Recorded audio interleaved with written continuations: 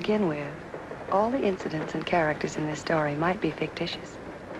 And any resemblance to you or me might be purely coincidental. The name of the town isn't important. It's the one that's just 28 minutes from the big city. 23 if you catch the morning express. It's on a river, and it's got houses and stores and churches. And a main street. Nothing fancy like Broadway or Market. Just plain Maine. Drug, dry goods, shoes, those horrible little chain stores that breed like rabbits. Also a street for the upper, the exclusive of the town, where the country club set live when they're not at the country club. This is the first Saturday in May. And tonight, the first dinner dance of the country club season. Well, anyway, this house belongs to Brad and Deborah Bishop, two of my dearest friends. Brad bought this house before he went to war. It was Brad who gave me my first black eye and my first kiss. Well, when he came home from the war, he came home with a wife, Deborah.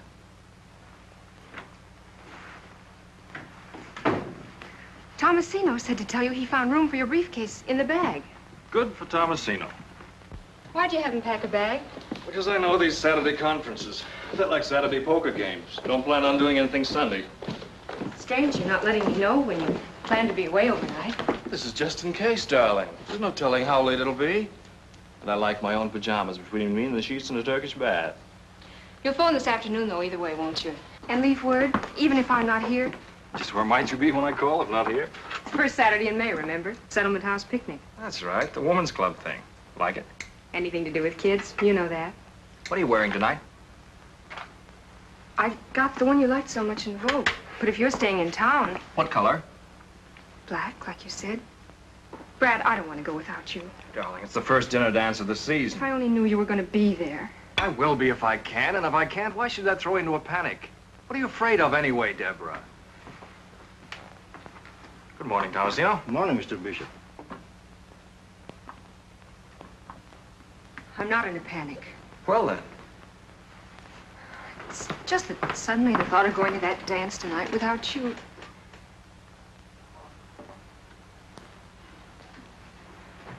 Brad. Hmm? Addie Ross. She used to be sort of your ideal, wasn't she? Now, how did Addie get into this conversation? I never knew you read Vogue. I never thought men bothered much about it. What's Vogue got to do with it? I told you I picked it up on the train coming home one night. Some woman had left it behind. Some woman. Yes, some woman. And I thumbed through it and saw a dress I thought would look very smart on you. What's wrong with that? Nothing, I guess. Nothing at all. I should hope not. Well, I've got to pick up Rita. You'll phone about tonight, won't you? Told you I would.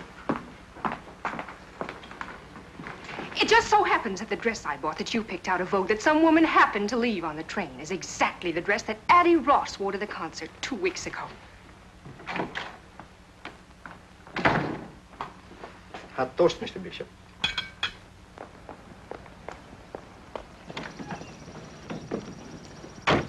She won't stay mad at him long. She's too much in love. Pretty soon she'll be full of self-reproach. Women are so silly. Now, this is that street where people on the way up and on the way down live alongside each other for a while. Rita and George Phipps are on their way up. That is, if Rita has her way. And that's the only way she'll have any part of, thank you. There she is now, ready and waiting. That's Rita. Hi. You're late. I won't be a minute. Just one last look at the twins, and I've got to give Sadie her check.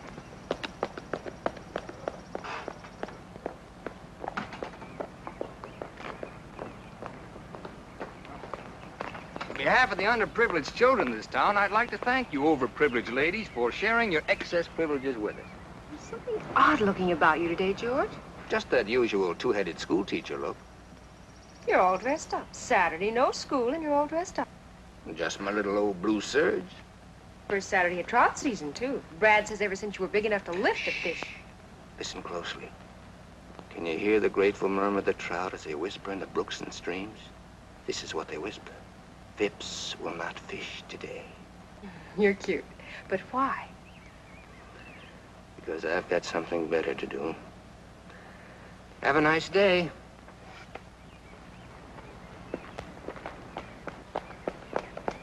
darling, we'll have to stop by the station. I've just got to get my copy off in the 842. Do you mind?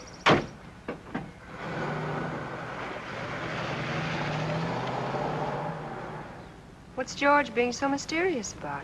I wouldn't know. Seems we're not talking. Oh, I'm sorry. Oh, it's just one of those things. It'll be all right. Why? Was he acting strangely? Not exactly. It was only his not going fishing and being all dressed up. All dressed up? Why, so he is. His blue suit. On Saturday, of all things. And no fishing. The radio hasn't been fixed yet. Oh, and they've just gone on the air. Oh, well, save myself listening to the murder of my little brainchild. Rita, why on earth do you do it? 5 of those radio programs every week up until dawn almost every night. Because each week I receive in return 100 pieces of what Addie Ross calls the most restful shade of green in the world. Unquote. Addie again. Why is it that sooner or later, no matter what we talk about, we wind up talking about Addie Ross? Maybe it's because if you girls didn't talk about me, you just wouldn't talk at all. That's right. I'm Addie. I'm the one they just can't help talking about. My very dearest friends, too. You know, I wonder if she knows how much we do talk about her, and what we say and how we feel about her. I know. Believe me, I do. And it doesn't matter. It doesn't matter nearly as much as what all of you don't know. Yet.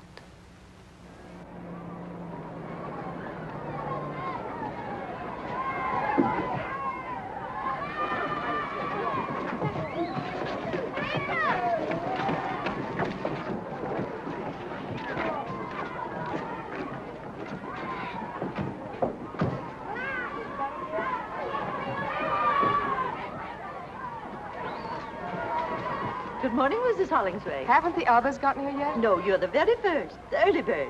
I've taken it upon myself to get the children aboard. Oh, good idea, Miss Hawkins. So that when the other ladies arrive, we'll be all ready to go. Fine. They'll only get here.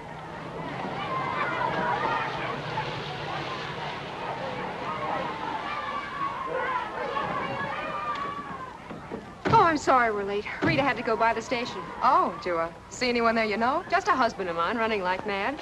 Why? Nobody else? Where's Addie? Weren't you supposed to pick her up? Nothing's happened to her, I hope. Addie Ross left town this morning. Left town. Well, what do you mean left town? She certainly could have told someone, or at least phoned. She's left for good. Well, For it good. must have been something sudden. Some emergency. What makes you so sure it's for good? How do you know? Well, the doorman told me she'd subleased her apartment last week, and yesterday she sold her car. So much for your sudden emergency. Well, if that isn't just like her, why do you suppose she had to keep it such a big secret? Who knows why Addie does or doesn't do anything?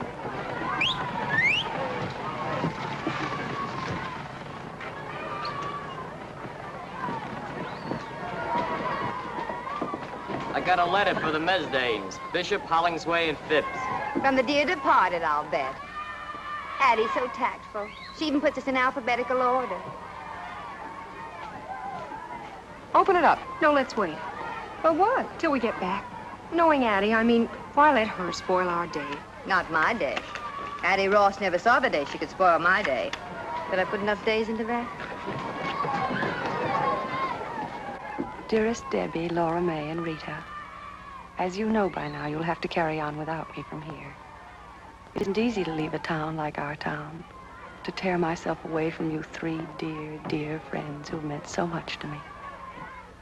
And so I consider myself extremely lucky to be able to take with me a sort of memento, something to remind me always of the town that was my home, and of my 3 very dearest friends, whom I want never to forget. And I won't. You see, girls, I've run off with one of your husbands, Addie. Well, if that's her idea of a joke, it's an extremely poor taste, I If I ever must catch say. up with that character, I'll...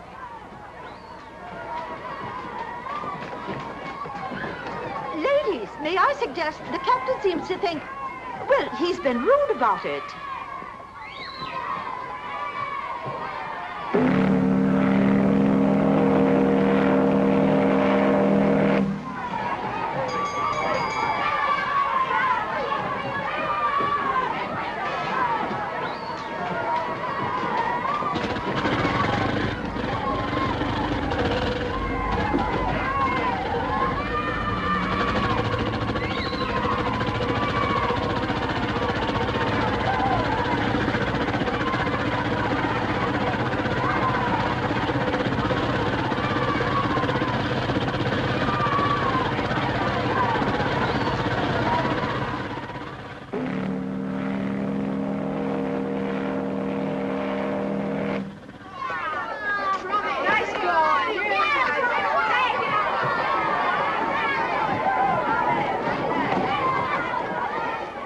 Looks like Addie has crowned one of us Queen of the May. I think it's laughable. Okay, laugh. Ha! Deborah didn't happen to mention why Brad had to go to the city, did she? He hasn't missed a Saturday on that golf course since they got the snow off the greens. All right, kids, get them while they're red hot.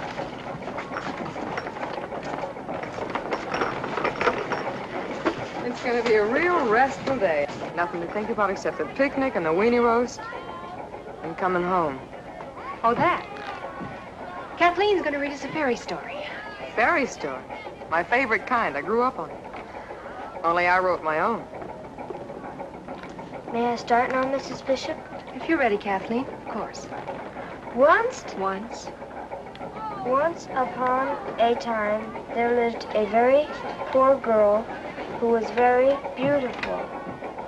She was so beautiful. Do you remember your first night in town?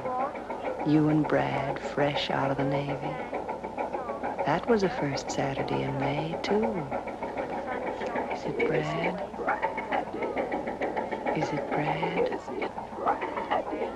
Is it Brad?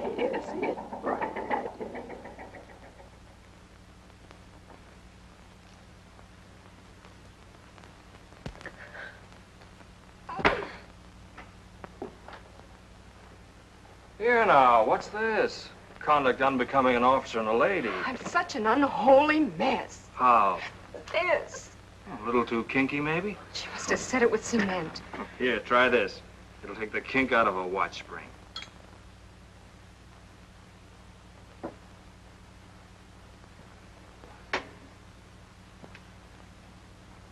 I'm no raving beauty, heaven knows, but I did so want to look my miserable best tonight.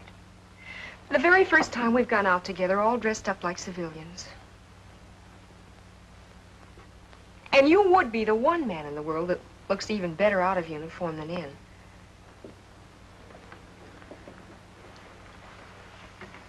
Got the jumps, kid? Quite a day, that's all. Quite a change. Out of the Navy, out of uniform, new home, new town, new friends. Oh, I told that blasted girl I wanted to comb it out soft, making me look even more like a farmhand than I feel. Easy does it. Meeting your friends for the first time. You wouldn't want them to see me like this.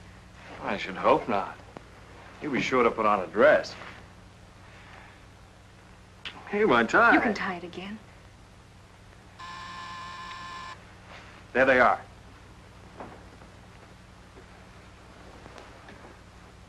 Brad, about my dress, you might not like it.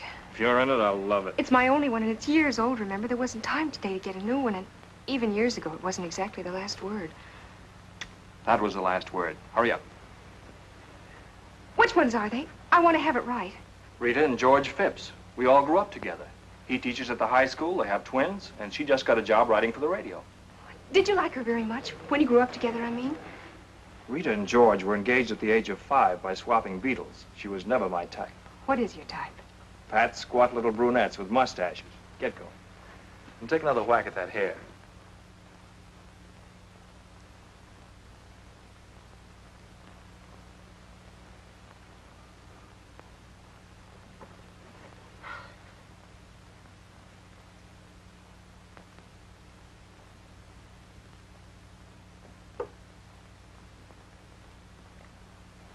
The original will be down in person directly. Brad. Hello, Rita. Darling. George. Hello, Brad. You look fine. I feel Good to see you. Say, what's this I hear about twins? You look like a fugitive from a junior prom. Oh, not next to that, I don't. Brad, she's adorable. My personal share of Navy surplus. She certainly doesn't look as if she grew up on a farm. Oh, darling, I'm sure she took the hay out of her mouth while she's being photographed. Don't be funny, dear. What I meant was that from Brad's letter, I imagined all sorts. Well, anyway, just where on Fifth Avenue was this farm she came from? It's like music to hear you two pick at each other. Oh, we've declared an armistice for tonight out of respect for your battle fatigue. Fine. Well, here it is again, the first Saturday night in May. Here we are. You two, Porter and Laura May, we'll all be together again just the way it used to be. Well, not exactly as it used to be. It seems there's been a change in one of the characters. Yeah, not exactly the same old six. Tell me, how is Addie?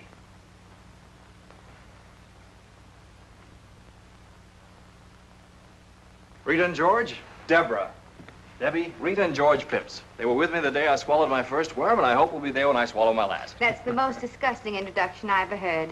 Hello, Deborah. Welcome. Thank you. How do you do, Deborah? How do you do? Well, the occasion calls for a drink. A quick one, because we're late. We've been admiring your photograph. Yeah, it's a very flattering one. Maybe it's the uniform. Yeah, for some reason or other, I always seem to be wearing a full beard in photographs. You know, even in snapshots as a child. Give me a hand, George. Excuse me.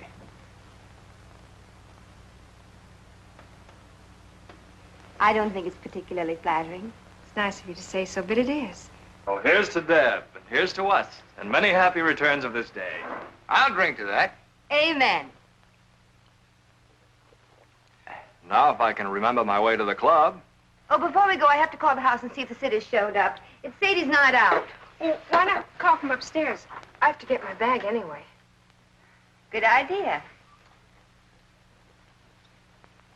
Now, don't make a tribal ceremony out of it, girls. We're late now. George and I'll get the car and wait outside. Remember, we'll be waiting outside. Ready, George? Oh. Oh, they finally put a traffic light at that dip on Orchard Avenue. Yeah? The mayor cracked his upper plate there last Christmas. All the doors and windows are locked. Don't worry about them. What? Certainly not. They're old enough to do that by themselves. We'll be at the country club. Fine. Good night.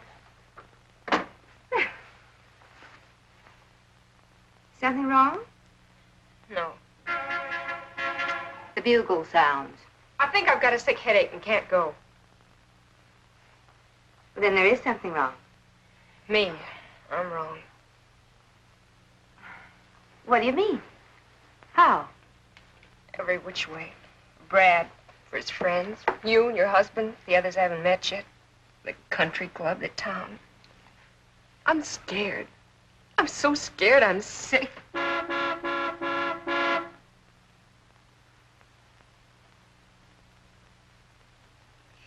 Isn't there a night baseball game or something you children can listen to on the radio? What's going on up there? I'm having a little slip trouble. Oh, hurry it up. Uh-huh.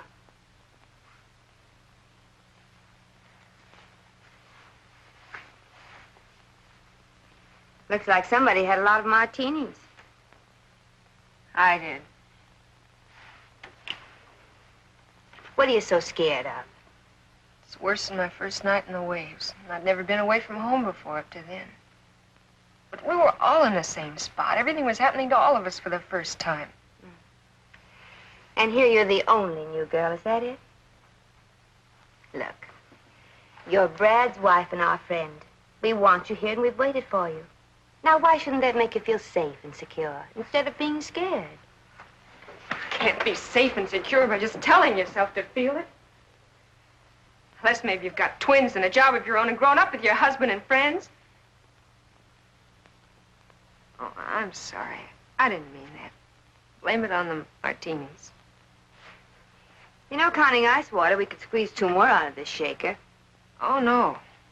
No. I've had more tonight than all the rest of my life put together. What was it like at home? Or should I mind my own business? Ever read in the picture magazines about Farmer so-and-so and his model farm, kitchen, and life? Well, it wasn't us or anybody we knew. Papa'd just get through paying for the thresher and time to start paying on the new separator. Till I was 13, a bus took me 3 miles that way to grammar school. Till I was 17, another bus took me 11 miles that way to high school. And after that, I stayed home. Till one day, I took a bus 58 miles that way to join the Navy and see the world. And meet Bradbury Bishop. And fall in love and marry Bradbury Bishop.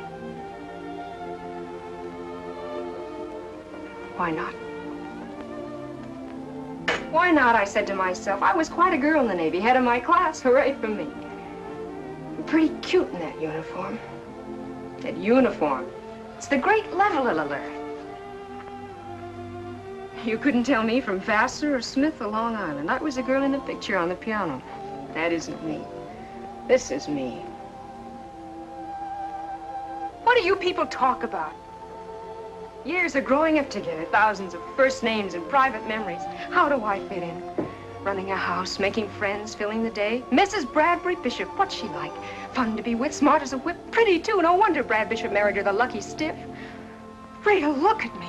Look at my mail-order dress that's 4 years old and awful even then. What am I going to do?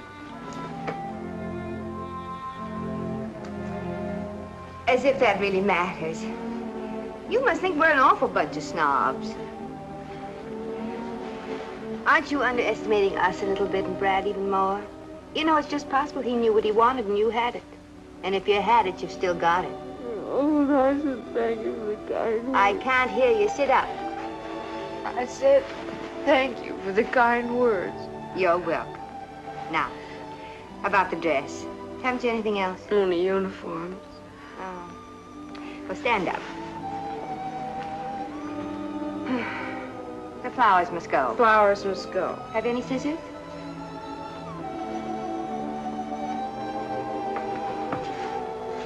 Scissors?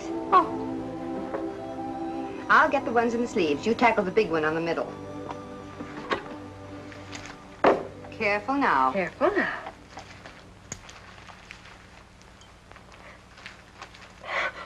Now look what I did. Oh, you don't want to bear midriff, do you? Well, back goes the flower. Sit down. Have you got any safety pins? Bottom drawer. Oh.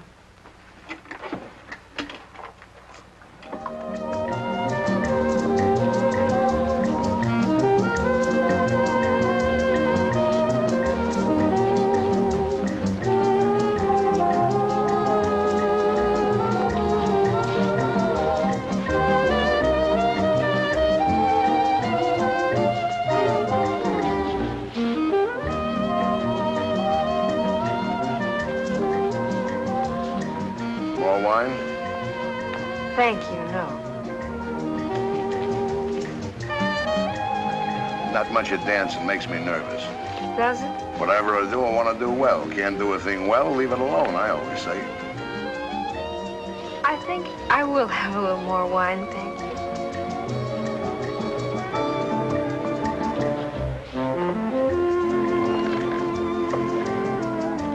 Thank you very much. Especially the rumba. Gotta have Spanish blood or something, like my wife. Comes from an old Spanish family named Finney. In many South American countries, there are many very distinguished families with Irish names.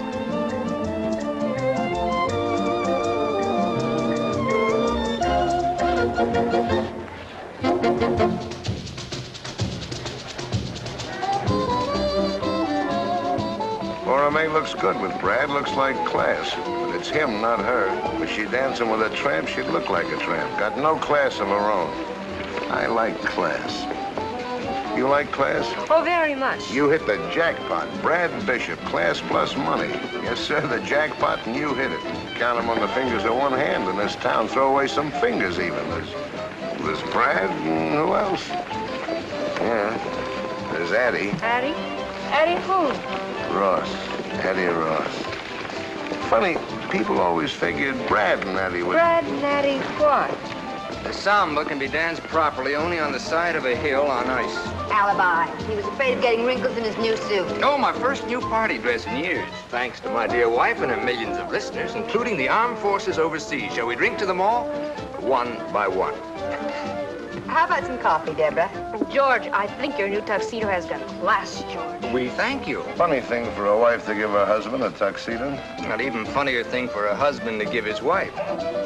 Come on, Deborah, while the coffee's nice and You're hot. so funny, George. Still don't think a woman ought to buy clothes for a man. I think it's about time they start. Contrary to nature. Oh, tell us about nature, Porter. It's a man's world, yeah. See something you want, go after it and get it. That's nature. It's why we're made strong and women weak. Strong conquer, provide for the weak. That's what a man's for. Teach our kids more of that to be more men. And more war. Leave my kids out. But those standards don't apply to me, Porter, because in this man's world, I'm not a man. I'm a school teacher. The dance is over. I knew we'd get around to that. All right, school teachers ought to get paid more. And what happens if they're not? How does a school teacher provide for the weak? How does he pay the rent with the plays and poems of Shakespeare? Have you been shooting off your big mouth again? You just shut up till it's time to dance again. And let me tell you about nature making men strong. Einstein couldn't kick a football across this dance floor, but he changed the shape of the universe. Now, take it easy, everybody. This is getting a little out of hand. You never know what he'll come up with when he starts knocking on that brandy bottle. You shut up. You just shut up. Isn't this fun, Deborah? We're old pals, you know, buddies. Just one big happy family. Why, Brad! Not me, but it's a good idea. With the compliments of Mrs. Addie Ross. Oh, Porter, you were saying something about her and Brad. Addie! John, where is Mrs. Ross?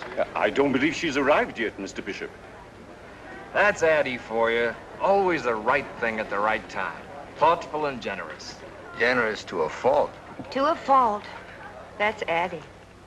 Who is Mr. Ross? Mr. Ross took a powder about 5 years ago. No such thing. She gave him the heave-ho. He went out for a paper one night and never came back. Porter says Addie Ross has got class. And he knows class, like I know navigation. You stick to your guns, Porter. It shows a healthy instinct. You may call it class, but what Addie has is taste. I can buy taste. Addie's got class. Taste and discrimination. Women usually get them out of magazines, but they're part of Addie's natural equipment. Also fog lights, white sidewalls, and a heater. Isn't it fun, Deborah, when the boys all agree on Addie Ross and George Washington, nobody else? You girls put your noses back in the joint. I want to propose a toast. First half of the glass to Deborah. Welcome home, darling. Amen, baby.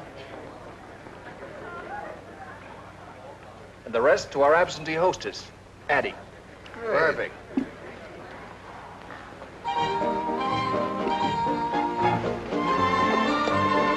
Let's show him a flash of old Vienna. Well, darling, if you don't mind. Before the floor gets crowded. I don't think I should. Oh.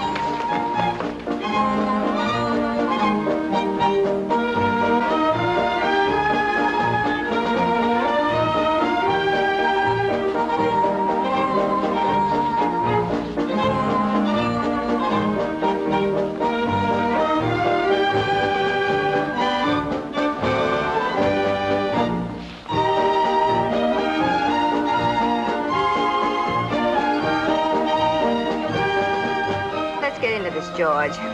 Something tells me this is going to be quite a waltz. Brad. Having fun? Brad, listen. Hold on, baby.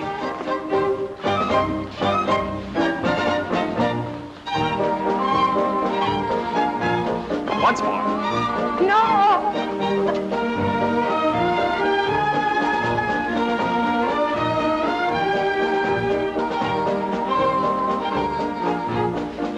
Deborah, what on earth have you done to yourself? Brad, let me handle this. Pardon my fingers.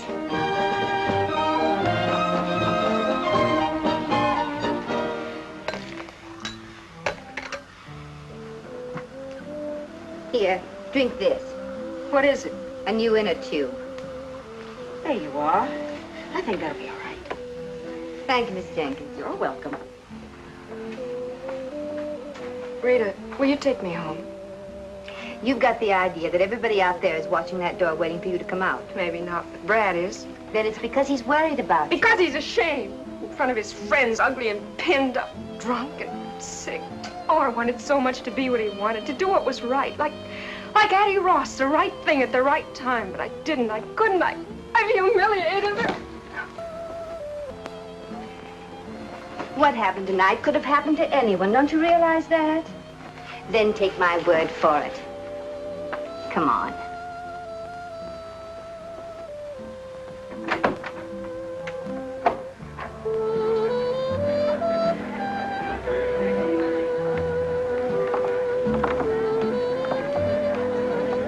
But there's Brad. Well.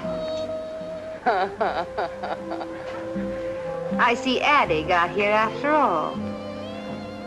Is it Brad? Is it Brad? Is it Brad? Is it Brad? Is it Brad? Is it Brad?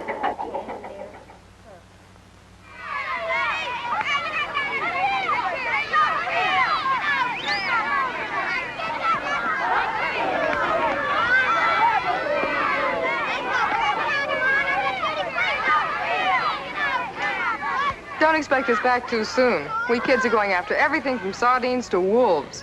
You'll have no trouble finding wolves, honey.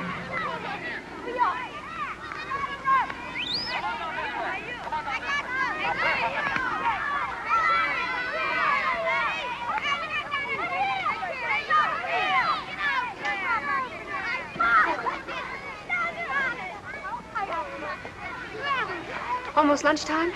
I've called a recess. When your own fingers begin to look like frankfurters, it's time for a slight rest. I suppose it's occurred to you that Laura May's kept herself as busy as a bird dog ever since we got here. The very thought of a hike wears me out. Maybe she just doesn't want to sit still. If you sit still, you can't help thinking, can you? Depends on what you think about. Well, for instance, why your husband should suddenly decide to go to the city on a Saturday morning. You mean Brad? No, I meant Porter. He was at the station this morning. Nearly knocked me down when I was mailing my copy. Funny Laura May doesn't seem to know about it. Why should you think I meant Brad? Maybe because it might keep you from wondering why George dressed up on Saturday with no school. You're being a little too touchy about a perfectly inoffensive remark, it seems to me. Let's stop this sudden bickering. We're beginning to behave like some movie about a woman's prison. Not a bad comparison at that. Cigarette? Thanks.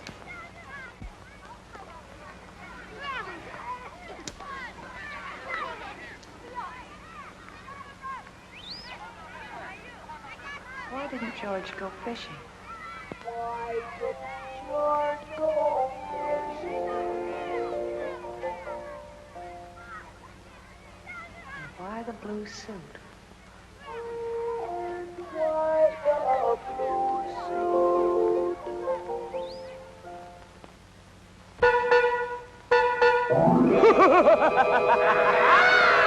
He's crazy! Buy your car from Crazy Eddie. Pay when you get good and ready. Nothing down, drivers you pay. Buy your car the Crazy Eddie way. Sadie, doesn't that noise drive you insane? Restful, ain't it? There, that's better. Well, the twins are fed and ready to be put away. Now, if George would only show up, how many canopies are you making? 2 dozen, and the way I figure it, 6 healthy people ought to be able to eat 200 or 300. They're just appetizers, Sadie.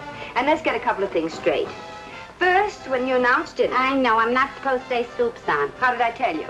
I forgot. Dinner is served. Dinner is served. And you're not to say it as though the food were poisoned. All this fancy schmancy because 2 people from the city are going to eat here. Mrs. Manley's a very important person. She has charge of a great many radio programs, including the one I write. You know what I like about your program. Even when I'm running the vacuum, I can understand it. Thank you so much. Now, the second thing. Does the new uniform fit? It's kind of corny. Wear it. Only one thing, the cap is out. Makes me look like a lamb chop with pants on. Oh, Sadie. The cap is out. Sadie, please, just this once. Okay. Oh. Hello? Oh, hello, Mrs. Manley. No, not at all. I was just rereading the script for Monday. No. Oh. What's that, Mrs. Manley? Yes, it's a good connection. About the script. Oh. Well, I'll just have to make the revisions tonight, that's all. What? Oh, no, Mrs. Manley, you've just got to come. I've looked forward so to your meeting George in line with that matter we discussed. You remember, Mrs. Manley? Yes, that's right. He'll be just perfect for it, you'll see. No, don't worry about that. I always work best late at night anyway. Yes. 7:30, that'll be fine. And you can tell me about the changes when you get here. Fine. Goodbye, Mrs. Manley. There's George. Changes. When am I supposed to sleep? What's Mr. Phipps gonna be so perfect for on the radio? Nothing. And you keep quiet about it. I will. Only he won't. Good evening, one and all. Hello, George. Yeah, how now? Why the look of doom? Oh. Did you forget to baste the ducks? Look, I don't teach you about teaching. Don't you teach me about ducks. Oh, Sadie's been an angel. Looks like I'll be up most of the night making revisions. Mrs. Manley just called. But you're giving a dinner party for her tonight. Well, she suggested calling it off, but I wouldn't hear of it. Why can't Mrs. Manley, just for once, tell the sponsor to call off his wife's revisions? You don't tell a sponsor things like that about his wife. George, you just don't understand. No, I suppose not. Well, it may not make your bad news any better, but I got good news. Have you, darling?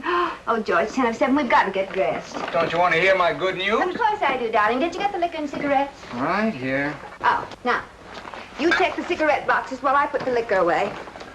Why does everything have to be full when guests arrive? Full cigarette boxes, candy dishes, fresh cakes of soap. Aren't we supposed to eat, smoke, or wash when we're alone? Where's the scotch? I didn't buy any. Why not? Too expensive. Bourbon's a better drink anyway. But the Manleys are a cinch to want scotch. People in show business, you know what I mean. Those kind always drink scotch. Well, I know what you mean, but I wish you wouldn't say it in radio English. That kind, not those kind. There are men who say those kind who earn $100,000 a year. There are men who say stick 'em up who earn more. I don't expect to do either. Nor are you expected to pay for the scotch. You're quite right.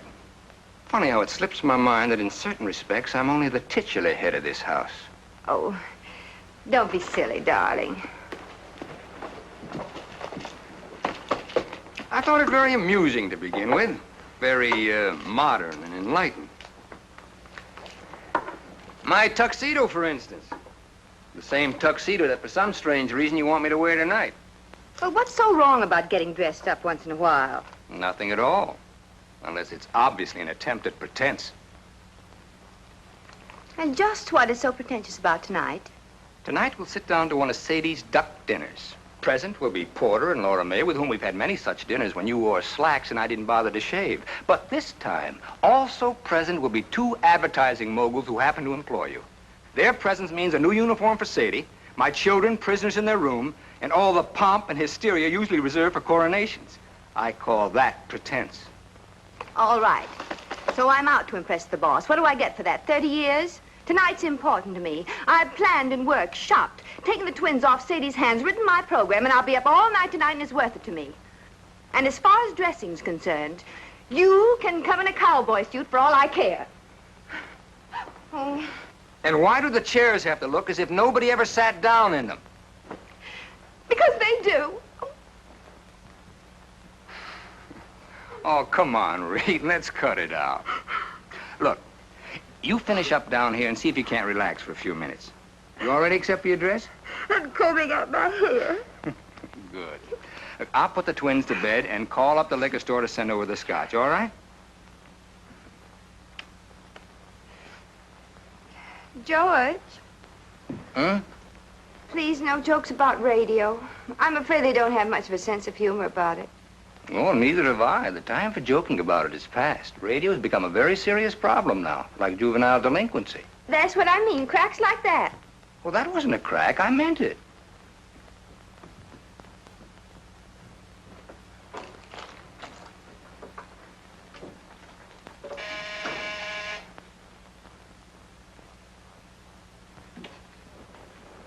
George! George! Sadie, don't open the door. It might be the guests. It can't be. It's only 7. But if it is, they mustn't see you like that. If they're that early, they deserve what they get. Well, wait a minute.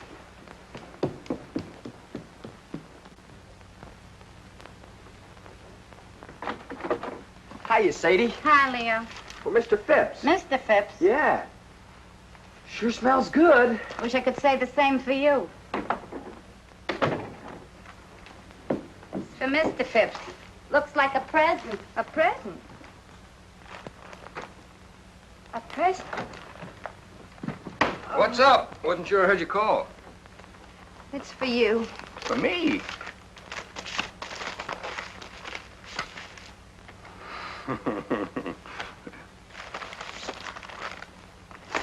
For George on his birthday.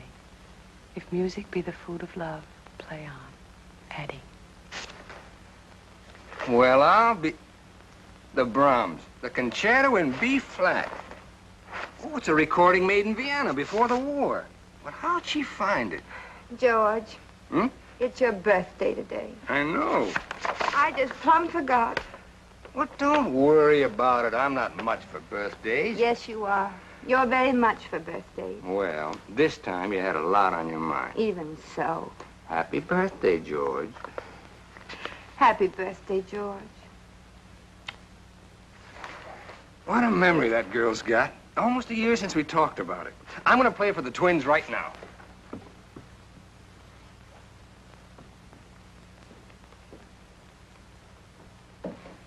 Sadie. What? You didn't by any chance make a layer cake for dessert tonight instead, did you? You know we got Jerry's Jubilee. You read it to me out of a book. That's what I thought.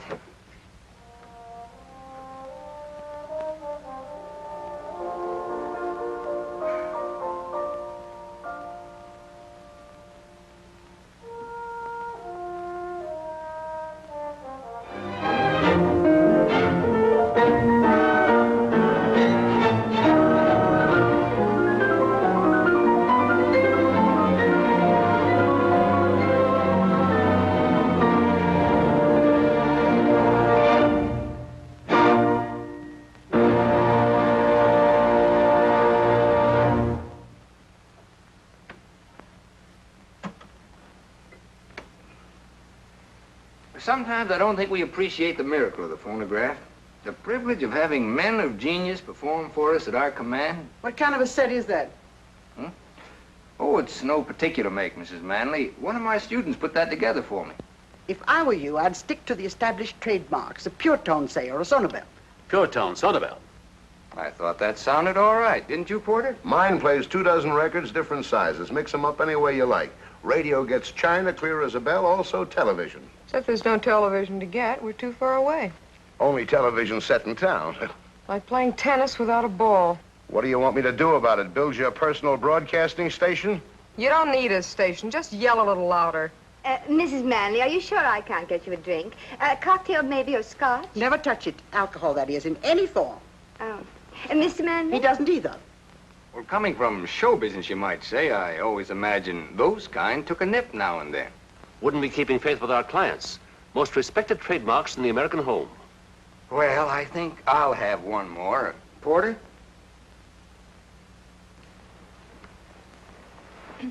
I've often wondered, Porter, why you haven't considered radio advertising. Mr. Hollingsway has a chain of 7 department stores all over the state. I know all about it. 23% by volume over last year, 138% over 1939. Where'd you get those figures? They're a matter of public record, Mr. Hollingsway. Yours is too big a light to be hid under a bushel. George, would you fix me a small Roma salsa? You're a potential giant, Mr. Hollingsway. Not too small. Doing all right. I said a potential giant. Potential. Something tells me I'm going to have a giant around the house. Got this whole state sewed up tight. But there are 47 other states, Porter. Crackerjack point. Now, you take the 3 states adjoining this one. If I can put you, Porter Hollingsway, into millions of those homes for 1/2 hour each week. He doesn't spend that much time in his own home.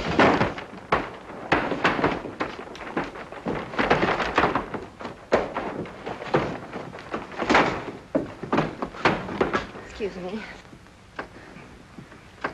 I told you the screen was a crummy idea. Soup's on. Thank you, Sadie. Mrs. Manley? All right.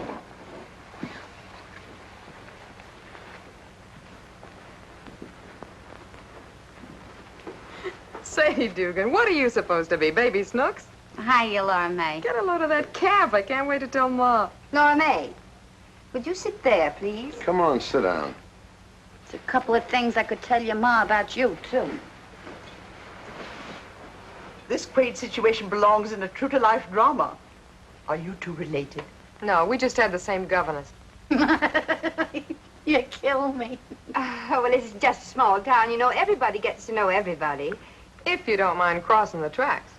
Oh, by the way, Sadie's quite a radio fan. Listens all the time. Now, that's very interesting. All the time, eh? Keep it going night and day. Tell me, what are your favorite programs? During the day, anything. Anything? Anything that keeps my mind off my feet. I see. And at night? In bed, I listen to the police call. But you can't understand them. They're in code. I sleep like a baby. How you gonna put me in her house a half hour every week? But, Porter, she's not a housewife. Still, they have a great influence over housewives. Sadie may not realize it, but whether or not she thinks she's listening, she's being penetrated. It's a good thing she didn't hear you say that. And after penetration comes saturation. And when she's saturated, she'll find herself saying, Madam, I suggest that you buy our washing machine at Hollingsway's. Not Sadie, and I've seen her when she was saturated to the eyes. You don't know what they're talking about. Just shut up and eat. Okay, Giant.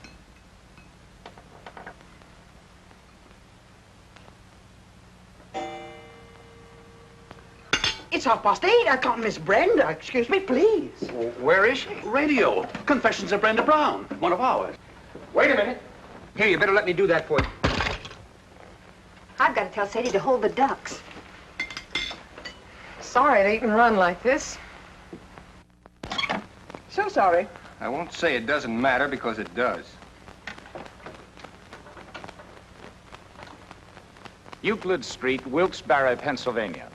She writes, "What a thrill it was to hear my little girl say, Mother, it's such fun to have you read to us now that you use baby breath. so be sure you don't offend. Be double sure with baby breath." Oh, we missed most of the commercial. Shucks, and that's the best part, too. Just thought I'd eat the soup while it's hot. George, how'd that happen? Baby Breath brings you the confessions of Brenda Brown. Who was the mysterious Central American with a gay smile and the black pearl ring? Promised a scoop by her Gruff City editor, Brenda Brown, girl reporter for The Star, has accepted the senor's invitation to dine and dance at a swank penthouse rendezvous. It was most kind of Senorita to dine and dance with me tonight. It was kind of you to ask me, Signor Montevideo. Please, call me Armando. If you like, Armando. Gracias. That's Spanish for thank you. Gracias. Lord Bruce, I'm proud and flattered. What small-town American girl would not be at a proposal of marriage from a gentleman as distinguished as you? But I must decline with thanks. You decline? I don't understand. We have Lady Bruce to consider. Invalid though she is, and though you've been married in name only for many years, she is your wife in sickness as she was in health, and must not be cast aside. I see. Besides, I am a registered nurse. It is my chosen profession, my duty, and much as my personal feelings from time to time. You and I, my dear Lord Bruce, must remain just another case. Another case in the notebook of Linda Gray, registered nurse. Listen next week for another chapter in this amazing human document. Linda Gray is brought to you by Protecto, product of the Duro Enamel Company. Remember, one thin coat of Protecto after bathing guarantees... This is the Allied Broadcasting Company. Enough? Might as well turn it off. There's nothing but music from now on. My, that was fun. 2 whole hours. Linda ran over almost a minute. The 3rd time in a month. 3 minutes gone. 1 full commercial. Gone for good. Well, some more coffee, anybody? George? Some more coffee, anybody? I just asked everybody, dear. Well, time to go home. George. Already? Seems as if you just got here. Come on, Giant. Back to the beanstalk. Get your coat. I'm ready. Been such a lovely evening, my dear. Pleasant company. The duck was fine. Of course, eating out here off your lap's gypsy fashion. The time just flew by. Tempo fugit. Right, Professor? Almost. And our little hostess has her work to do. Oh, it's not so much.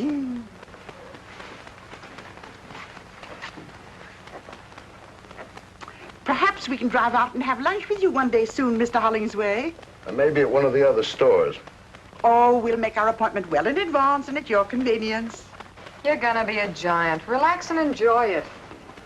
I hope you listen conscientiously, my dear, particularly to Linda Gray. You can learn a great deal about writing. Yes, they are well written, aren't they? Why, they're perfection. Didn't you think so, Mr. Phipps? Well, I beg your pardon. I wasn't listening. We'll see how much of an expert you are. Which of the programs did you think was the best? They all sounded pretty much alike to me. I thought you were a student of good writing. Oh, he is. He's given courses in the university. Well, then, which was the best? Mrs. Manley, I wish you wouldn't ask me that. Why not? Because it's a question I don't want to answer. Oh, go ahead, dear. I'm sure your opinion is a very valuable one. Well, if you're sure you want me to. Well, not if you feel you shouldn't. Stating it as kindly as I can, Mrs. Manley, none of that bilge has the remotest connection with good writing. Do you realize that Linda Gray has been written for 8 years, no summer layoff, by Myrtle Tippett? Who? You can't be much of an authority, Mr. Phipps, if you don't know Myrtle Tippett. Linda Gray has made her an immortal, and she's only 32. Well, Keats, Shelley, and Marlowe beat her by a couple of years anyway. They were immortal before they were 30. Classroom stuff. Radio writing is the literature of today, the literature of the masses. And heaven help the masses. But it just serves a different purpose, that's all. The purpose of radio writing, as far as I can see, is to prove to the masses that a deodorant can bring happiness, a mouthwash guarantee success, and a laxative attract romance. Well, take it easy, George. Let him alone. He'll run longer than Linda Gray. Don't think, says the radio, and we'll pay you for it. Can't spell cat? Too bad. But a yacht and $1 million to the gentleman for being in our audience tonight. Worry, says the radio. Will your best friends not tell you? Will you lose your teeth? Will your cigarettes give you cancer? Will your body function after you're 35? If you don't use our product, you lose your husband, your job, and die. Use our product and we'll make you rich. We'll make you famous. That's just about enough, George. Don't let it upset you, my dear. Don't you feel badly. Bad, not badly. You feel badly this way. I have more confidence than ever in your understanding of domestic problems. Look, I got my coat on and I catch cold easy. Easily, not easy. We're leaving now, Mr. Hollingsway. Good night again, my dear. Good night. And of course you understand that under the circumstances, your little project is quite impossible. Of course. Good night, Mr. Phipps. Good night. Good night, Rita. Good So long, night, George. Paul. Good night, kids. Good night, Logan. One little project of yours turned out to be quite impossible.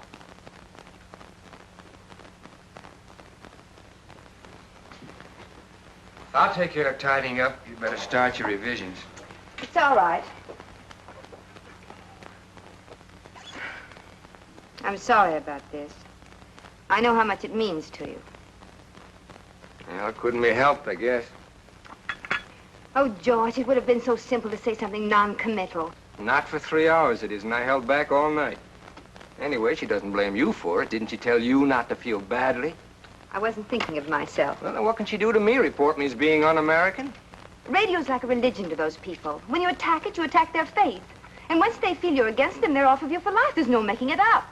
Why should I want to make it up? Why should I? Oh, nothing.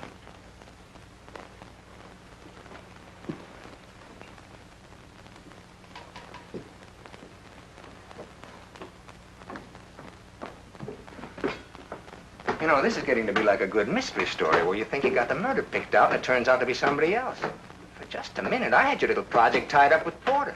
But now the clues seem to point to me. In some weird, unimaginable way, I was to prove irresistible to Mrs. Manley tonight. I was to impress her and win her favor. Isn't that so? But why? To what purpose? Well, if you must know, their editor is leaving, and I thought you'd be perfect for the job. It pays $175 a week to start.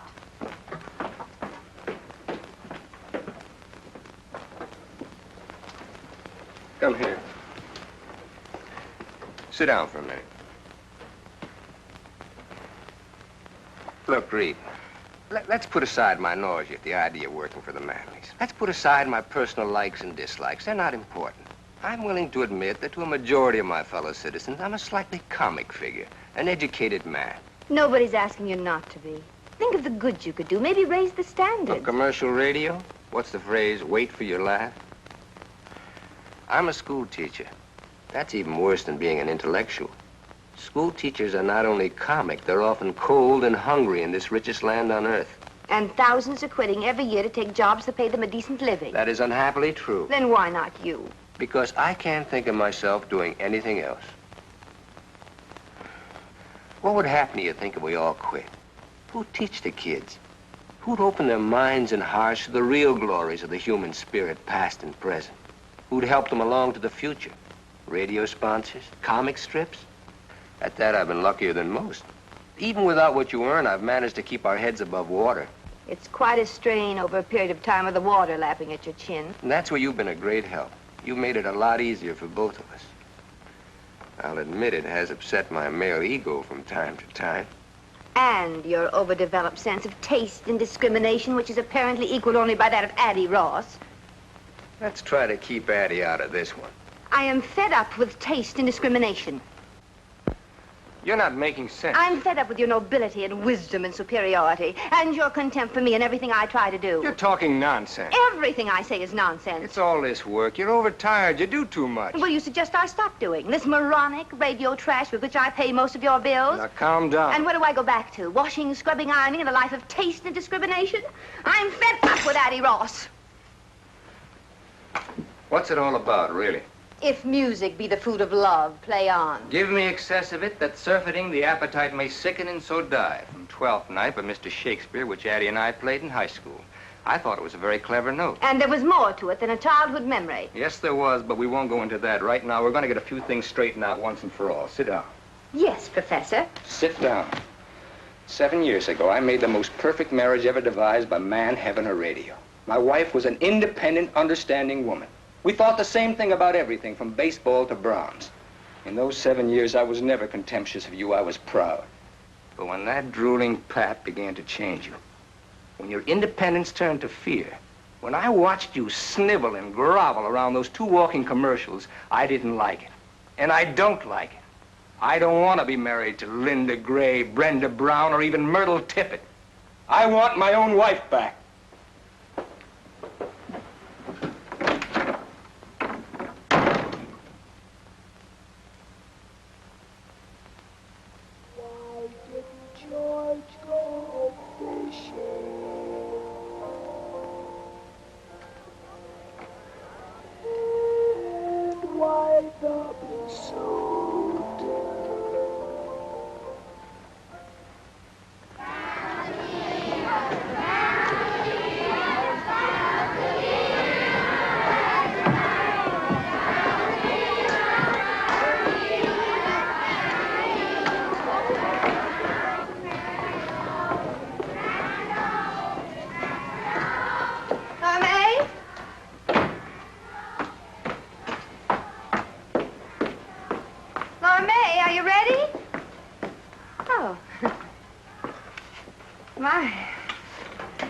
Running, hiking, and baseball, your feet must be ready to drop off.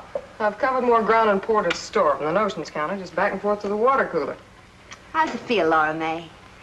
Porter spreading out on a national scale, going to be a big merchant prince. How's it supposed to feel? No more small towns for Porter. He'll be after the big cities now. He'll be after, what is it he always calls it? Class. Look. Why don't I save you a lot of trouble and tell you what you want to know? And you can tell Debbie, and that'll keep you busy till I'm dressed. I don't know whether Porter ran off with Addie, but get this, I don't care. I've got everything I want. For instance? Sometime we'll spend a week at the old Fenny Mansion down by the tracks, and I'll go into detail. Right now, I better get dressed. You know what? I think you're worried. I think you're just as worried as the rest of us. I've got everything I want.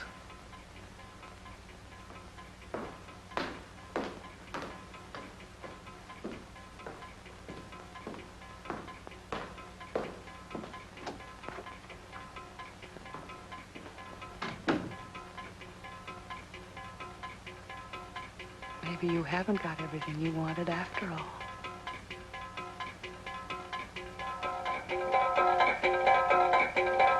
Maybe you haven't got everything that you wanted after all.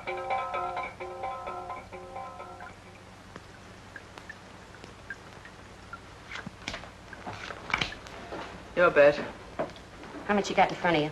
About $11,000. That's my bet. Okay. What do you got? Ace high. You next? Jack. 9. You win. Beer? Yeah, if you're all out of champagne.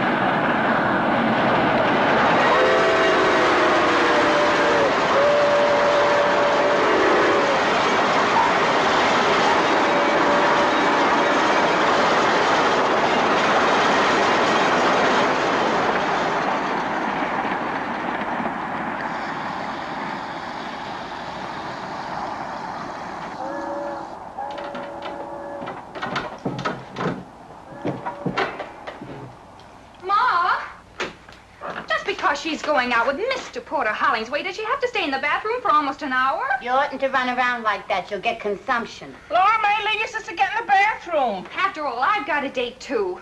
A respectable date. That's your sister you're talking about. I don't care. I think it's disgusting. He's 35 if he's a day. I wish I was that disgusting again. Your sister knows what she's doing. Oh, sure. They all know what they're doing. They're always going to wind up being supervisors or buyers or something. Well, Porter Hollingsway knows what he's doing, too. Laura May, didn't you hear what Ma said? And how do you think I feel having my friends talk about my sister? Your sister's a decent girl like I hope you are. And there's nothing wrong in going out with the boss. If it'll bring a couple of bucks into the house. Nothing wrong. No, nothing wrong. Then she'll wind up with a steak dinner and that's all. Are you looking for another snack? Ma, will you please make her get out? Oh, all right. Laura May. Yes, Mother? You don't own that bathroom, you know. There's other people in this house. But you're such a quiet little thing, dear. One never knows you're about. I still think it's disgusting. How do I look? If I was you, I'd show more of what I got. Maybe wear something with beads. What I got don't need beads. What's your new job gonna be? Something secret, like a spy? Something you can't talk about in the office? All right, so I'm gonna disgrace the fair name of Finney. Wait till it snows and throw me out in the street. I'm beginning to think your sister's right. And to think a daughter of mine... How many payments are you behind that Not for icebox? all the ice boxes in the world, they can come and take it away. Oh, heavens knows it's one of the few joys I have in life. They're not gonna take it away, and I know what I'm doing. Well, remember, you're my daughter and a decent girl. Come on, Ruby, lay off her. It's him. I guess so. You got everything? Where's your purse? Right there. He's out in front, in a car a block long. Well, what are you waiting for? Relax. He just blew us on again. It ain't Gabriel. Relax. My nerves can't take this. Laura May, what are you waiting for? That's what I was waiting for. Sadie, would you be good enough to answer the door? Well, my union don't like me doing this kind of thing for free, but okay. Anybody wants me can come in and get me. This ain't a drive-in. Well, I never. Hello, Sadie. Hi, Porter. Good evening, Mr. Hollingsway. Good evening. I see you know Miss Dugan. He just didn't know my last name was Dugan. But I don't believe you know my mother, Mrs. Finney. Mother How do is you to do? Mr. Hollingsway. How do you do? Won't you sit down? Well, the table's reserved for 7:30. It's after that now. Yes, you are late, aren't you? I won't be a minute. Just get my bag. Your bag is... It's a cold night out, ain't it? Not bad.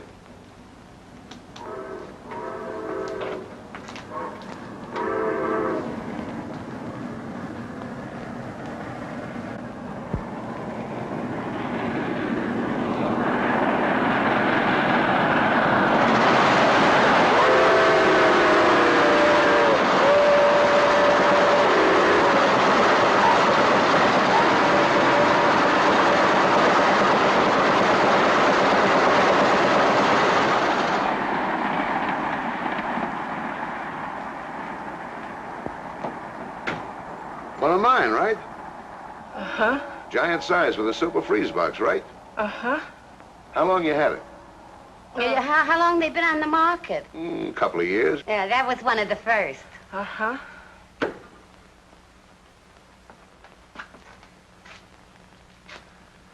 Wonder what's keeping her. Girls always got things to do. They tell me. Why, there it is. How silly of me. Ready? We're late. Good night, Mother dear. Don't wait up. Thank you, Sadie, darling. Good night.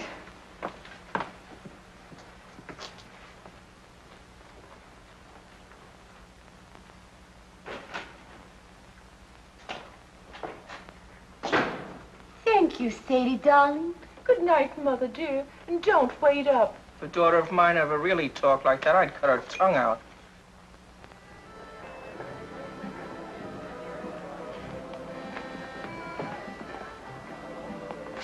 Here you are, Mr. Hollingsway. My, what a pretty shade of green. What's it called? Cream de mint. Tastes like peppermint. It isn't too strong, is it? Wouldn't hurt a baby. Well, I'll just have to trust you.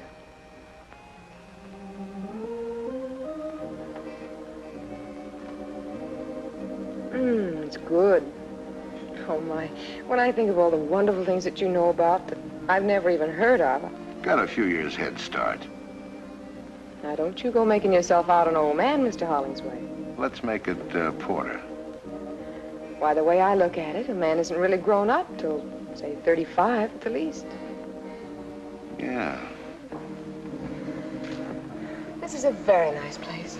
I've heard about it, though, of course, I've never been. I come here all the time. With other young ladies you want to talk to about new duties at the store? Let's not talk business. I thought that's what this dinner was for, Mr. Hollingsway. We'll get around to it.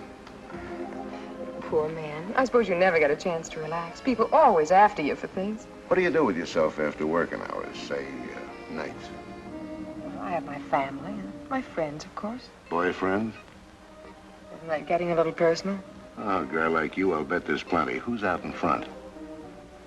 I don't happen to be one of those girls that talks about her private life, Mr. Hollingsway. And what I do in my private life is my own personal business and nobody else's.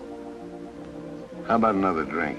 Oh, no, really, I don't think I... Porter Hollingsway. Don't get up. Hello, George. Are you here alone? Well, Rita, of course. Funny, we called your house, but you just left. Addie's with us. Addie? It was a last-minute idea. We figured you'd probably have a previous engagement. Whose idea? Addie's? As a matter of fact, now let me think. May I have a cigarette, please? Huh? Oh, here you are. Oh, thank you.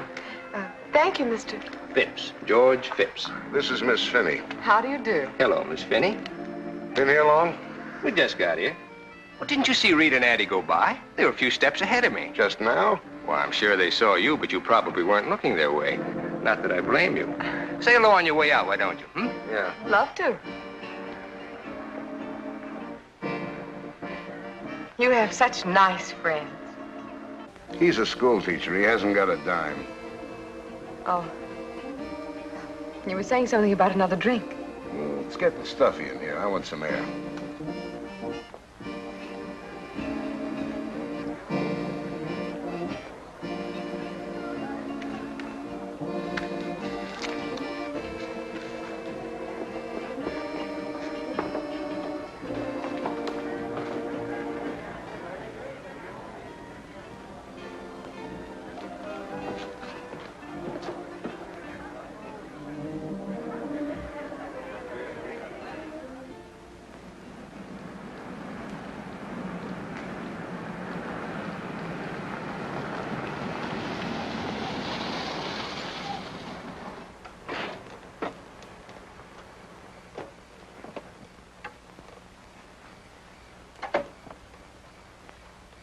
Weren't you out of cigarettes back there?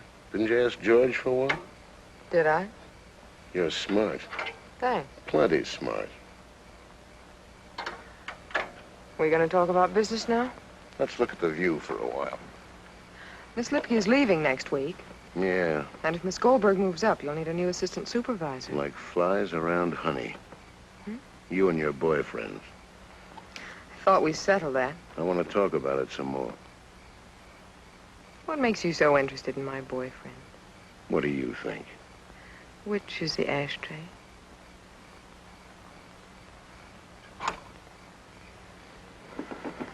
I've got very definite ideas. Like what? There's never been anybody in particular. Nobody special. Plenty wanted to, I'll bet. What do you think? But you've been waiting for that one guy to come along? I got very definite ideas. What's he got to be like, this one guy? Someone that wants to marry me more than anything else in the world. You sure got wrong ideas about things. They may be wrong. They're definite. Well, tomorrow's another working day. Shall we go? Yeah.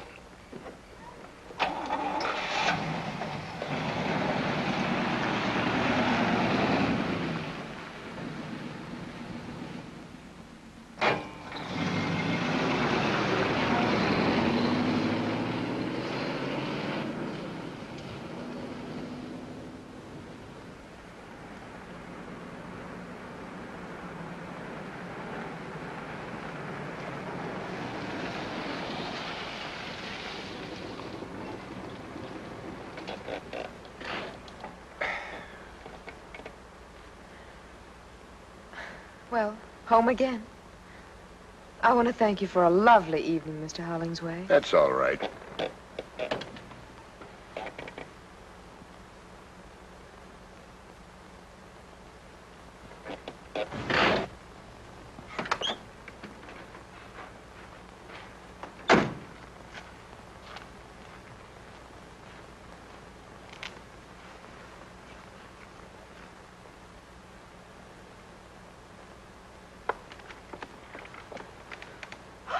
Oh, now look what I've done. My best nylons.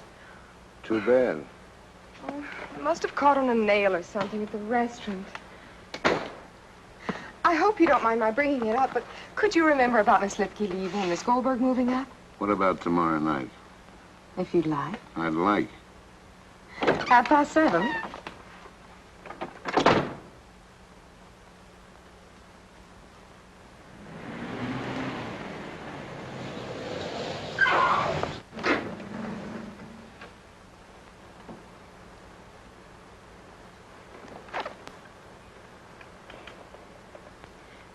Thank you again, Mr. Hollingsway, for the lovely nylons. It wasn't really necessary. Forget it. Before we say goodbye, I'd like to tell you that your friendship has meant a great deal to me, and our evenings together. They've been wonderful. And I'm just sorry that... Well, goodbye. Goodbye.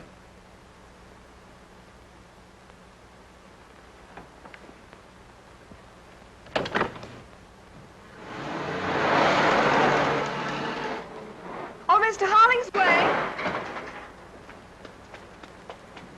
Oh, I'm terribly sorry. How stupid of me. After all my graceful speeches, I forgot my nylons. They're in the bag. I know.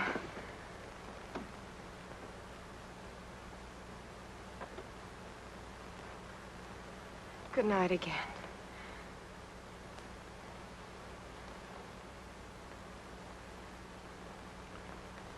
And goodbye, Porter.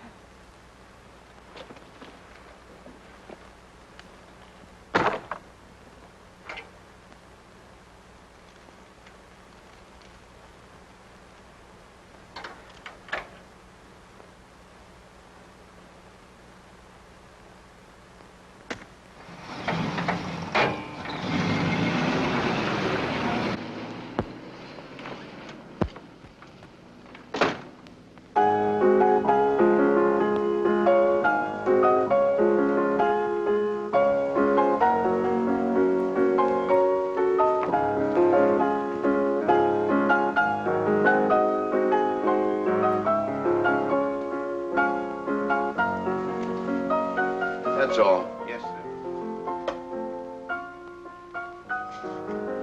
It's gonna be a white Christmas. That song, they tell me it made $1 million for the fellow who wrote it. This is the most beautiful house I've ever seen.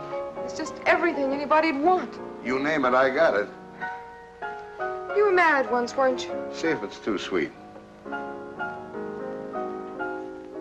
Perfect. Is this her picture? My wife, I wouldn't even have her fingerprints in the house. Then who's this? Somebody I know. I bet I can guess. Addie Ross. That's right. So that's what she looks like. You can't tell from that, really. It's only a picture. She's beautiful, all right. She sort of looks like a queen, doesn't she? Like a queen ought to look.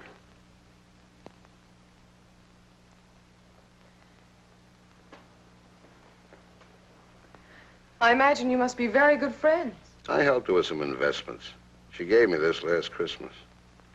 Almost a year ago. Yeah. Just never bothered to put it away, I guess.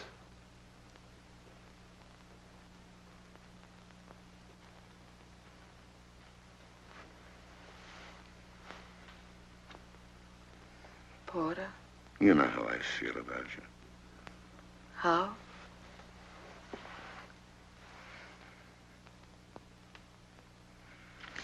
I'm only human, you know. I'm not so sure you are. No? No. Thanks. You're smart. So you told me. I'm smart, too, and I've been around. I'll bet. It's an old act. You're good at it, but you don't fool me. You're smart, all right. Smarter than anybody. And I know all the answers. Then answer this one. Why pick on me?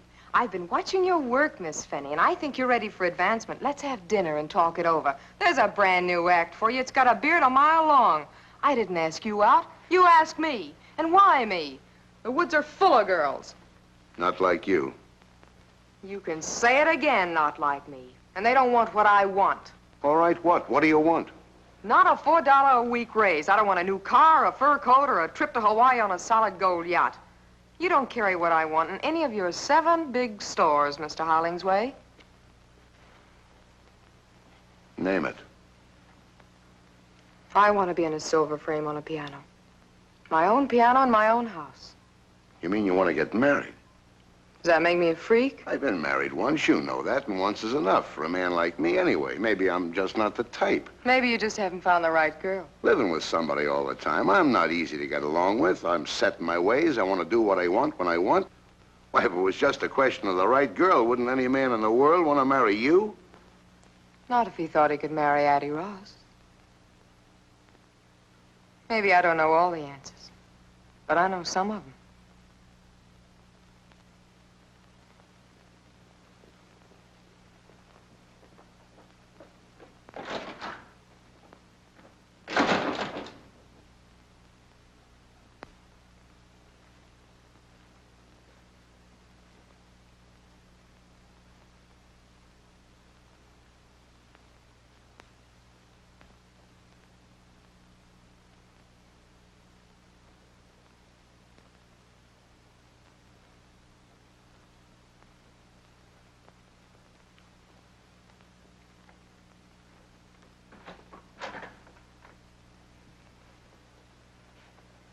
It's late. I better be getting home. Okay, if I call you a cab?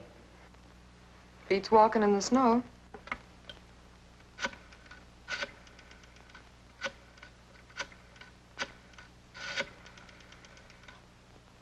This is Porter Hollingsway. How long before you can get a cab over to my house? Okay, hustle it along. And say, put the charge on my account. Yeah. Be just a minute. Sounds like you keep the cabs pretty busy with this kind of thing. The reason I keep an account is because I do a lot of business with them, store business. Well, don't get mad. You just keep needling me. I'd insist upon paying for that cab myself, but I'm in no spot to be proud. From tomorrow on, I count the pennies. What's tomorrow? The day I start looking for a new job. I'm not going to fire you. I'm gonna quit. What do you want to do that for? That's a silly question, coming from a man who knows all the answers. None of the others quit. Why should I? Is that it? Don't let it worry you, Porter. Maybe it's just a new twist in the same old act. There's the cab. I'll take you to the door. You stay where you are. This time it's goodbye and no kidding. Maybe you're right, Porter. Maybe I'm a fool. But maybe you're the biggest fool in the world.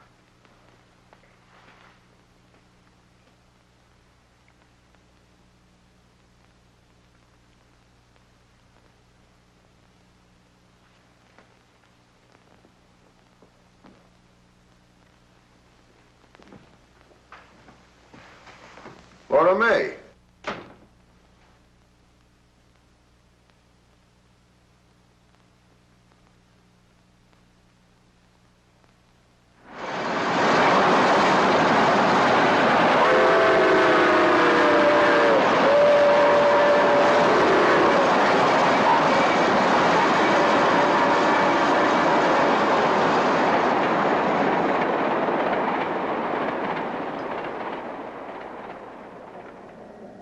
Happy New Year.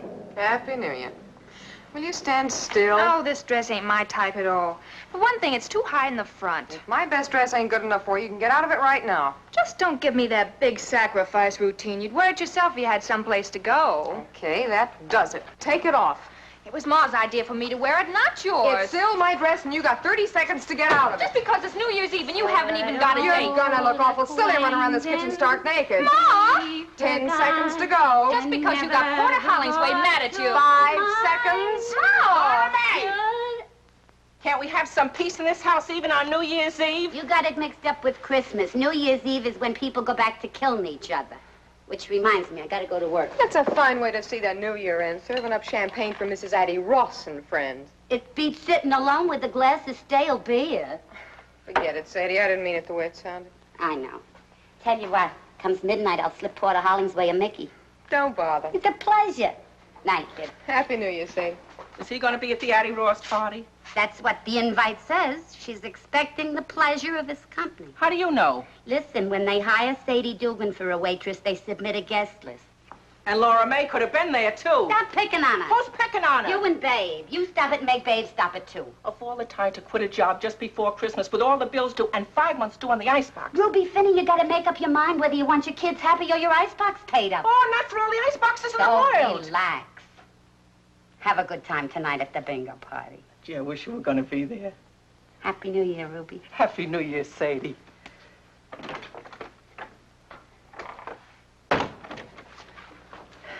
You sure you don't want to come play bingo with me? Thanks, Ma. I'll be home before midnight. Oh, you don't have to on my account. I'm going to bed early. Well, I better go get dressed.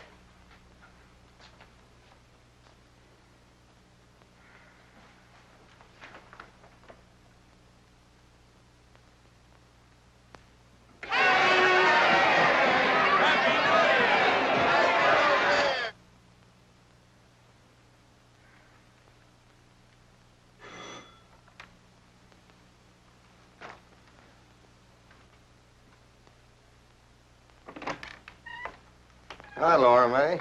Hi, Nick. Babe ready yet? Unless she's beat her brains out with a powder puff. Sit down. Give me a cigarette, huh? Sure. Hey, how come you ain't dressed up for New Year's Eve? I am. I'm going to a fancy dress ball. Yeah? As what? A queen. A queen? A queen in a silver frame. I don't get it. I'll go see what's keeping Babe.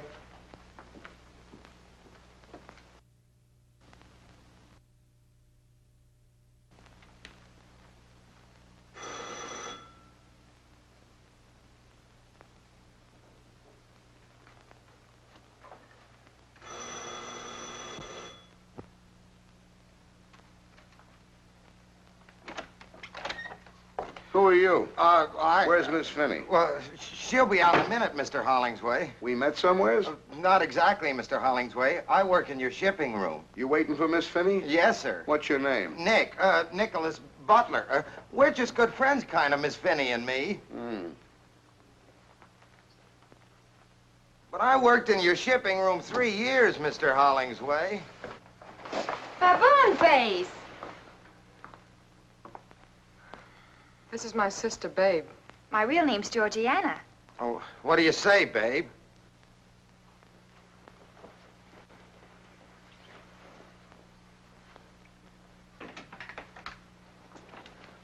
Happy New Year, Mr. Hollingsway.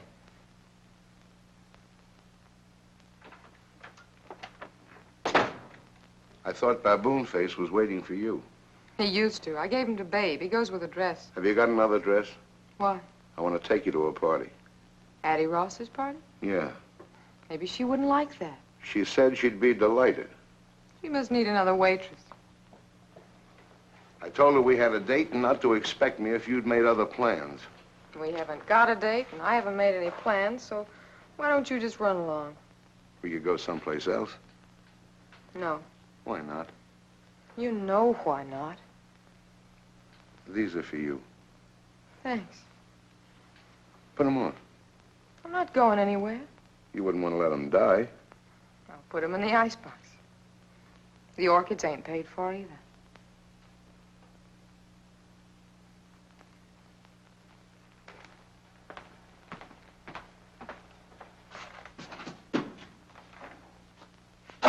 May, I can't take it anymore. I thought we decided to leave it alone. It's worse not seeing you, knowing you're here. Maybe I ought to leave town. Wondering about you, who you're with, who you're looking at, who you're kissing, who... Easy now. I can't sleep nights thinking about you. So what? What do I do about it? Start the same thing all over again and wind up the same way? And what about the way I feel, my sleep? But then I'm not even human, am I? I'm just a great big act. You know what you're doing to me. And you know all the answers. I can't take it anymore. Oh, what's the use, Porter? Tell Addie Ross it's a cook's night out, and I had to stay home with the icebox.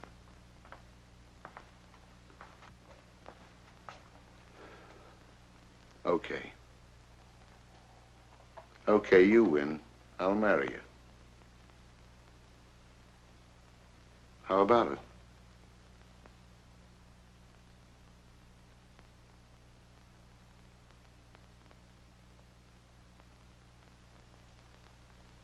Thanks. For nothing. Now, what kind of an answer is that? I don't know. Just felt like it, that's all. We'll do all right, kid. We're starting out where it takes most marriages years to get. Out in the open, no jokers. You'll see. You've made a good deal, Laura May. Laura May, honey, if you want me, I'll be over at the Callahans playing. Happy New Year, Ma. We're gonna get married. Bingo.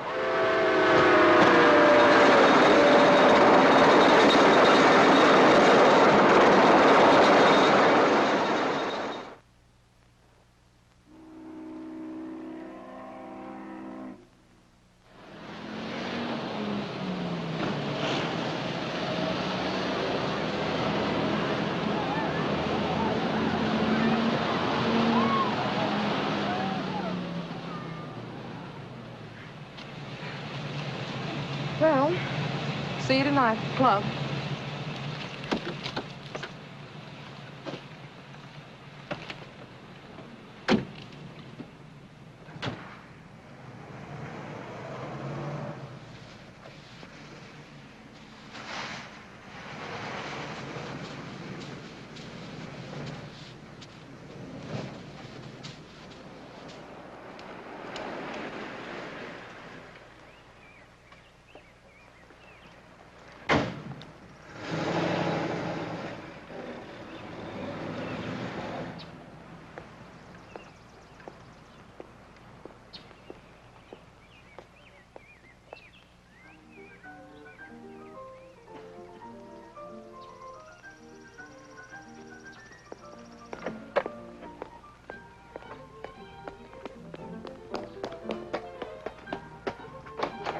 George? Hello there. George. George, darling. What brings this on? Oh, George, I've got to know something. There's something I'll just die if I don't know right away. Oh, wait till I turn No, off. no, don't. Don't ever turn it off. That wonderful music. Have you been drinking? Tell me right away this minute, George. Tell me the truth. About what? Why didn't you go fishing today? On the phone. And you never dress up when there's no school. Why the blue suit today? Well, now, there's a little story connected with that. Mrs. Phipps, you want it on the telephone. It's her. Who? Who's this? The one with the husband. Mrs. Manley. Oh, tell her I'm not in. She called you twice this afternoon. Not if you don't want me to. Talk to her. Hello? Hello, Mrs. Manley. Yes, so I hear. I wasn't home. Turn it up. I see. Now, look, Mrs. Manley. That woman doesn't change the cheese her husband manufactures. Why should she change what I write? No, I'm sorry. I said I'm sorry. I will not work tonight. Because, Mrs. Manley, my husband doesn't like me to work on weekends. Yes, he's right here. But he's not twisting my arm. I made up my mind all by myself. No, you'll have the copy Monday. Goodbye, Mrs. Manley. Peace, it's wonderful. Answer my questions. Well, that night, the night of the big wind, I came home with the news. You were preoccupied, so after a couple of tries, I decided to skip it. It was just that the High School Dramatic Society decided to do 12th night and asked me to direct it. The first rehearsal was today, and I thought my blue suit was more appropriate than a pair of wading boots. And Addie knew about it. Which accounts for if music be the food of love, play on. And on and on.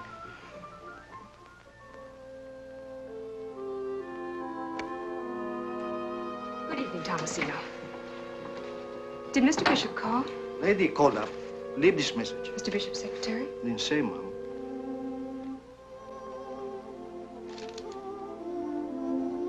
Mr. Bishop called to say he is very sorry. He will not be home tonight.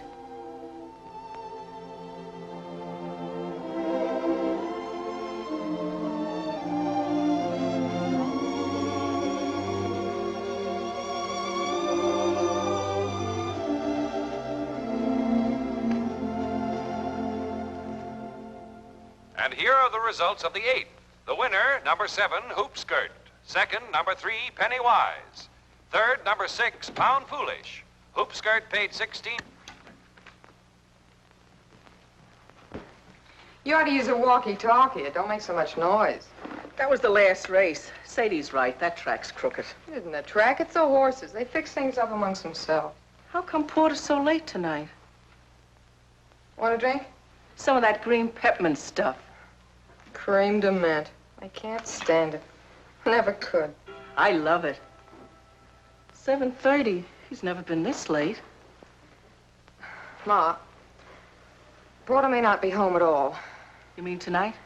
Any night. I think he's gone away for good. With somebody else? I don't believe it. I do. Porter would never leave you for good, and not for another woman. Why not?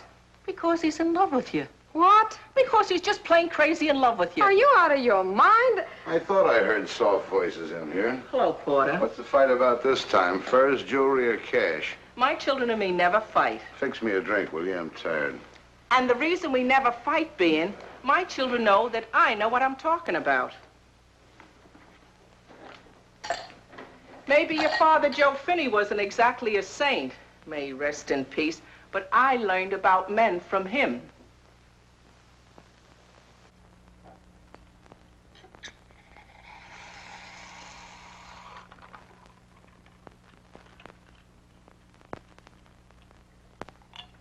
Too much soda.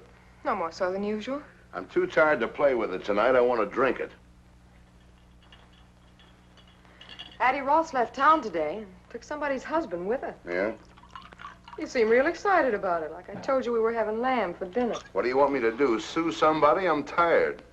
I figured you might be the lucky boy. Then it must have broke your heart when I walked in here. Funny you should mention my heart. So you figured I ran away with Addie Ross. How'd it feel? You don't have to tell me. I can tell you. You ought to go on information, please. So what? I got mine. That's what you thought to yourself. You ought to get a concession at some carnival. You're a regular mind reader. 3 years of playing the good wife. Here's where I cash in. Here comes the payoff. That's what you thought. I've been a good wife, the best wife your money could buy. Strictly cash and carry. Isn't that what you wanted? Isn't that what you told me? Out in the open, you made a good deal, kid? Did you ever stop to think, Porter, that in over 3 years, there's one word we've never said to each other, even in fun? To you, I'm a cash register. You can't love a cash register. And I'm part of your inventory. You can't love that either. I asked you to marry me because I was crazy about you. You didn't even ask me. I've been a good husband. You got everything you want. If you'd only asked me, if you'd only made me feel like a woman instead of a piece of merchandise. Did you give me a chance to? All you ever showed me was your price tag. You better get dressed. We're meeting the others at 8:30. I'll be ready when you are.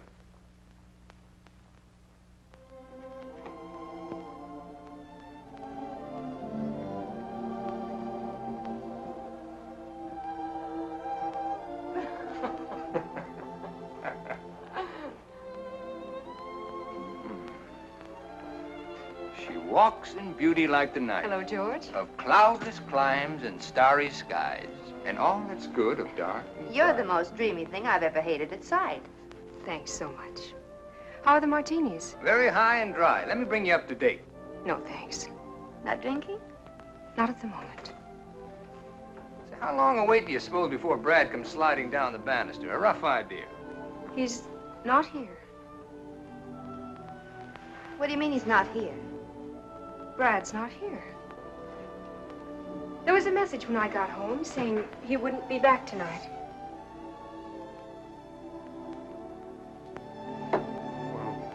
Perhaps you'd rather not go without him. Why not? Well, Then how about having just one with us before we leave? I feel fine just as I am. Oh, a tiny one for medicinal purposes against the night air, huh? She doesn't want one, George. Well, then, shall we?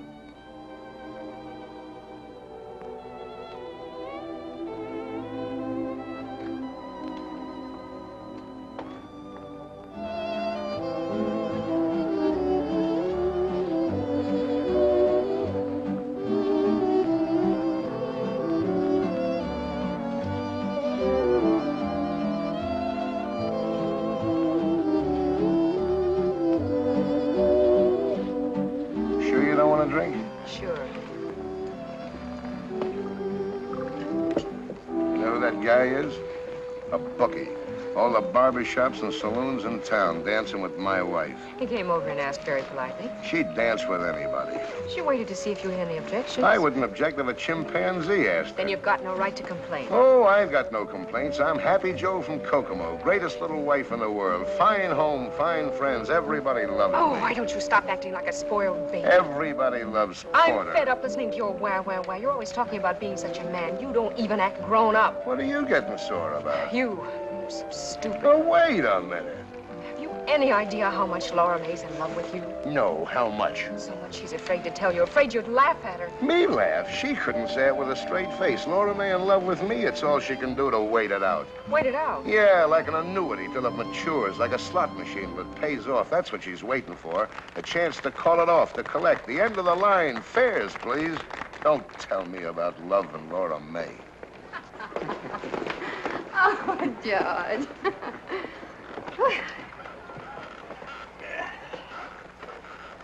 There's a fine, relaxed atmosphere at this table, as if there were a body hidden under it. I'm sorry. Oh, I was only kidding. What was it you called Addie down at the pier? The dear departed? Well, maybe that's who's under the table. Only it's Brad. Deborah, why are you letting all this nice cold champagne fizz itself to death? It sounds like one of your quotations, Professor. Can you give me something fitting for the occasion? Well, why not make up your own? It's more fun. I don't understand this conversation at all. How drunk am I? Thank you very much, Mrs. Hollingsworth. Let's do it again sometime. And thank you, Mr. Hollingsworth. Yeah. He seems pleasant enough. Who is he?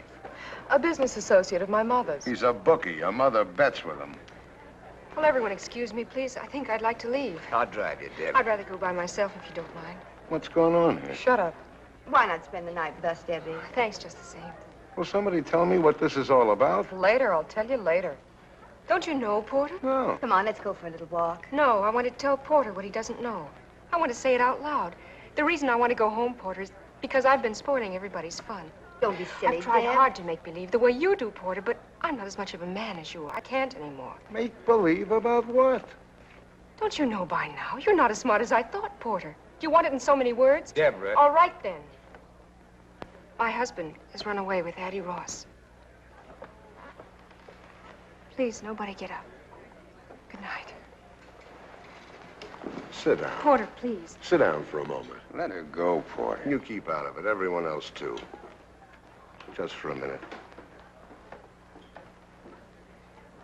Brad didn't run away with Addie Ross. I did. How? You're here. A man can change his mind, can't he?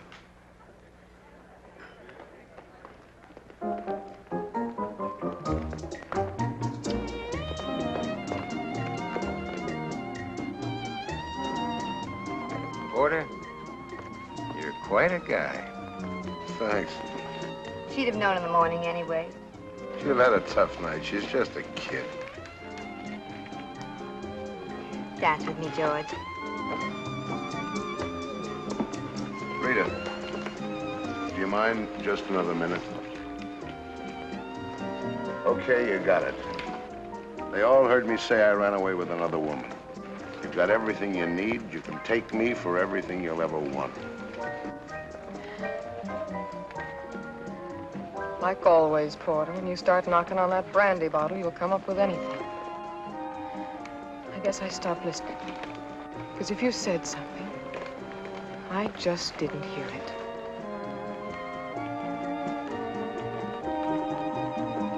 Why don't everybody dance?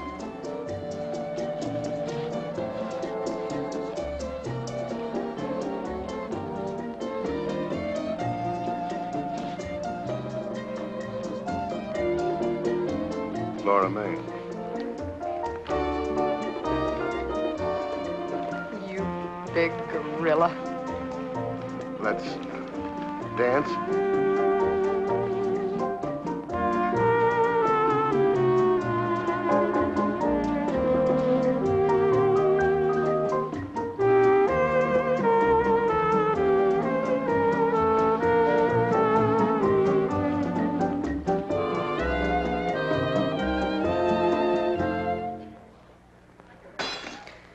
Hi-ho. Good night, everybody.